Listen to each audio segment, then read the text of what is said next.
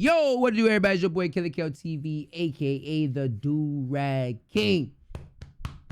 Chest that's for you and your crew. Back with some more reactions, man. We got Fantastic Beasts: The Secrets of Dumbledore review. Man, me and my wife went to go see this movie last night. But let me tell you guys a little funny short story, all right? So we usually go to Studio Movie Grill out here in Atlanta, Georgia, man. They got two Studio Movie Grills. They got one in Marietta, and then they got one in Duluth. Now, my dumb ass, I was skating to buy these tickets because, you know what I mean, these type of movies be sold out pretty fast in the movie grill, you know what I mean? And I want some good seats, you know what I mean? So I'm over here scourging around for the tickets, right? I went ahead and bought the wrong theater tickets, dog. I'm talking about the one is in Marietta, but I drove to one in Duluth, but I bought the tickets in Marietta.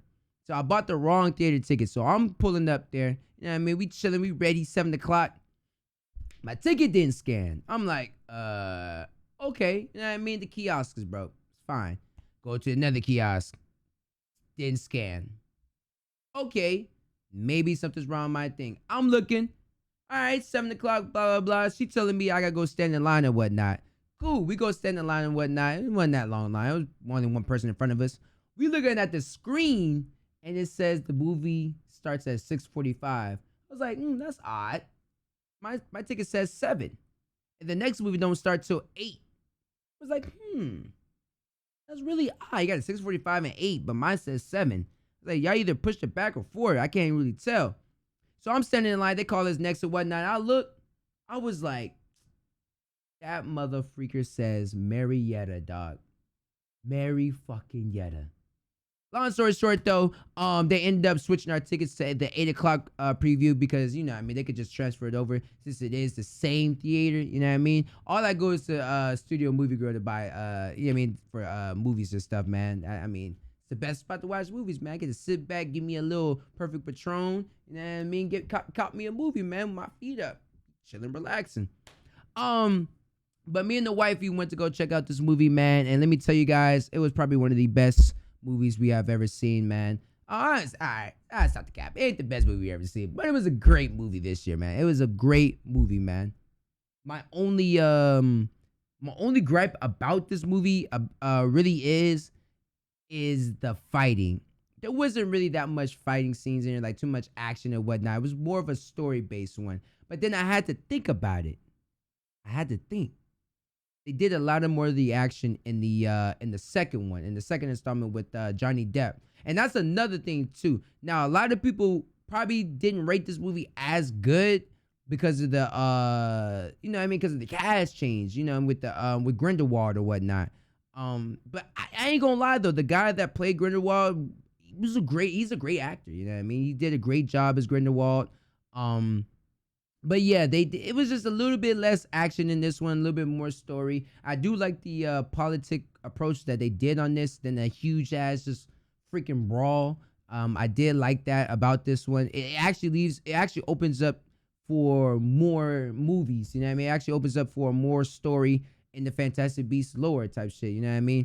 I definitely want to read the books. I never read any of the Fantastic books before, so I actually want to like start reading these books and actually get more into it because I don't really know too much about it besides the movies and shit like that. But so yeah, I didn't really like that much of the fighting, but the story was good. I like how they brought everybody back. Literally everybody's back besides Grindelwald. They showed some of the professors, they showed Professor what was her Monagle, I think that's her name. They showed her, but she's young. They showed Dumbledore, he's young. His brother is young. His brother got a son. Spoiler alert. If you're watching this, it's a spoiler alert. You already know. His son. That's another thing, though, too. They didn't really show Credence too much in this one. He was the star in the first one. And in this one, straight Grindelwald. You know what I mean? Which was dope, too. Like, I like the switch up, man. I like the switch up. Because the story, like I said, it leaves more room for another story, like now what's going to happen with Credence and Dumbledore, you know what I mean? And I mean with his brother and whatnot, like what's going to happen with them two, you know what I mean? I know Credence is dying, yada, yada, yada. Are they going to try to find a cure for him not to die since he's obscure, you know what I mean? Like shit like that. Like it leaves more room for theories and shit like that, man. They did really good in this movie, man. Really good. The time of it wasn't long at all. There wasn't really any dry spells. Maybe in the beginning, you know what I mean? Maybe the beginning was a little I kind of got thrown off when he was talking about their lovers or some shit like that. Like he loved them. I didn't know if he was like talking about like love, like as in kissing them with that. I don't know.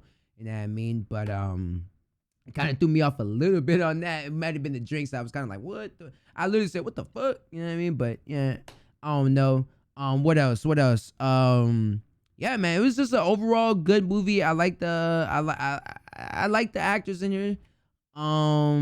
Yeah, man, it was a pretty good one, man. I'll probably come up with some more shit as IGN reviews this movie. All in all, man, I did rate this movie about an 8.5 out of 10. But if they rate this movie a 8.5 or above, I will literally change mine to about a 9 out of 10. So if they say like a 9 out of 10 or 10 out of 10, I'll agree with them. But if they say anything lower than 8.5, I'm gonna have to strongly disagree. You know what I mean? But yeah, man. See what IGN's talking about on this movie, man. See what they talking about. It's gonna take down the most dangerous wizard in the century. Oh, they had a funny scene in there with when they were inside to grab their brother. I did like how they brought their brother back, and you know what I mean. I like the they went a different approach with the sibling thing. I was talking to my wife, and she told me about it too. Like usually they do the sibling wars or some shit like that. I like they didn't do the sibling wars in this, man. I like how the siblings were kind of like on the same page and shit like that, even with Dumbledore and his brother. Like, yeah, they had their differences a little bit, but like they kind of was on the same page type shit. Like, I like that. You know what I mean? There's nothing fantastic about The Secrets of Dumbledore, the third film in the Fantastic Beasts prequel series. Yeah, the story is dull, the characters are duller, it's visually unimaginative, and there are few actual secrets of which to speak. Where its predecessor, The Crimes of Grindelwald, was built around a messy anti-climax, this one falls apart much sooner, to the point that it has to introduce a whole new magical conceit in order to justify how haphazard the whole thing truly is. Damn, they already killing the movie. I ain't gonna lie to you. Good God. They said the story was dull. I thought the story was alright. Like I said, it was dummied down from the first, from the, you know, it obviously is the third installment. It was dummied down from the second one. But I mean, what can you expect when you got controversy going on with actors and shit like that? And the movie wasn't supposed to come out until the fall. So technically it was kind of rushed. You know what I mean? This movie wasn't supposed to come out till the fall of 2022. Actually, it was supposed to come out till 2023, but you know what I mean? They kind of rushed it up and, you know what I mean, made this. But I mean, we'll see what IGN says, man. See what IGN says. With or without you, I'll burn down their world. A year after the events of the first film, Newt Scamander is back, We're gonna need some help. as is his stone-faced brother Theseus and his muggle friend Jacob Kowalski, even though none of them really has any reason to be. The larger plot about the rise of wizard fascist Gellert Grindelwald and the woes of young Albus Dumbledore has moved far beyond them and barely requires their involvement in any legible way. Yeah, it's again, really given the way the movie is Dumbledore constructed, movie. You could just as easily remove title character Dumbledore from the equation and little would change. It's a bad sign when not a single character feels integral to your ensemble fantasy film, but the roster of magicians isn't the only thing that feels on autopilot. The very act of following the story quickly becomes a passive affair. Some people's motivations are eventually clarified, though only through verbal explanation well after the fact, and at least 3 major characters experience 180-degree turns that feel triggered by the flip of a switch. The fact that everything didn't go precisely to plan was precisely the plan. At the center of all of this is a magical baby deer called a Chillin, and it's representative of a few nagging problems. It turns out that this Chillin has a role in selecting Wizarddom's new magical leader. This proves to be an issue because the overarching plot concerns Grindelwald being cleared of his crimes and standing for a major election at the last second. Yeah. It never needs Grindelwald to express what he believes through words or actions, since the election comes down to the specifics of a mystical ceremony rather than anything akin to a real-world process where people's voices... Yeah, it kind of threw me off though with the whole chilling and shit, man. I didn't think I mean I ain't gonna lie, like I said, I like the approach that they went with the politics and shit like that because it actually opens up for, like I said, more installments of the movie. I would love for them to keep going with the Fantastic Beasts. Maybe go back into the Fantastic Beasts, like with the creatures and shit like that. But yeah, man, it was just kind of it was kind of weird. I was kind of thrown off of all that. I ain't gonna lie. Voices and opinions matter. It rarely feels like there's an actual wizarding world beyond the confines of the set, let alone one with actual perspectives and moving political parts. Yeah. It's also hastily explained that the Chillin can help predict the future, meaning our heroes realize early on that the villain can predict their every move. It's a potentially interesting approach, but it never comes up again, leaving the little deer's secondary function feeling distinctly like it was tacked on in post-production as a retroactive excuse for why the movie is a complete and utter mess. Wow. Otherwise, The Secrets of Dumbledore is almost always divided between half a dozen subplots that rarely add up, none of which feel as if they're of any consequence unless they happen to unfold somewhere in Grindelwald's vicinity. Director David Yates also ends up visually restrained by the fact that there's just not very much magic in this story. It wasn't. For the most part, In this one, there wasn't that much magic in here. It wasn't. It really wasn't. It was more of a dialogue. Like I said, I gave it 8.5 out of 10 because I mean there was no fight scene with magic and shit like that. It was a more of a political type of movie, which makes sense though coming off the second one though, because the second one was nothing but action. You know what I mean? It was literally nothing but action. But and like I just said earlier too, this movie was supposed to be originally coming out last year. I mean next year in 2023, fall of 2023. And then it was originally when they released that they was coming out with this one, it was supposed to come out at the fall of 2022. It was supposed to come out this early. So a little bit could have been rushed. There's rarely a difference between the magical and non-magical spaces, and the beasts aren't all that fantastical either.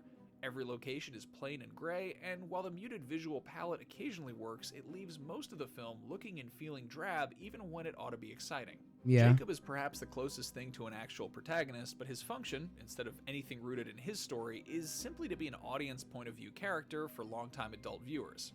Try to make things right. It was funny and Therein lies the witty. film's fatal flaw. It feels aimed at grown-up Potter fans despite being distinctly juvenile in its conception.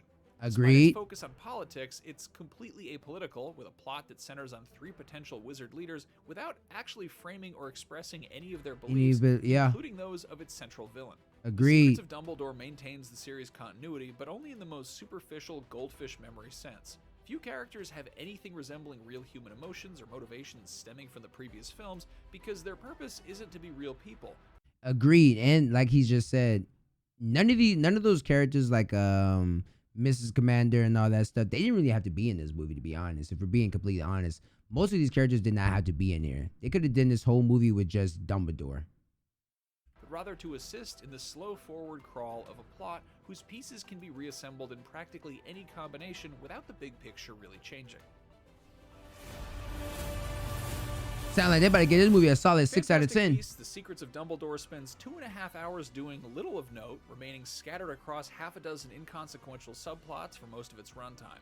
It looks drab, and it feels like it was made by people who want to leave its magical premise behind, even though the series refuses to have anything resembling grown-up politics or perspectives. Facts. Damn. Am I a dick rider because I like Harry Potter in the Wizardly world? Damn. I may be a dick rider. I may be a dick rider because I didn't think it was that bad. I'm only comparing the movie to its predecessors. Ooh. Ooh. Hey, man. Like I said, man, the movie was good to me, man. It was a solid 8.5 out of 10. I would definitely watch it again. Like I said, the story, I mean, they definitely took a left turn from the second one, from going to action and wizardly world to politics and shit like that. Like, it wasn't really that much wizardly in this one.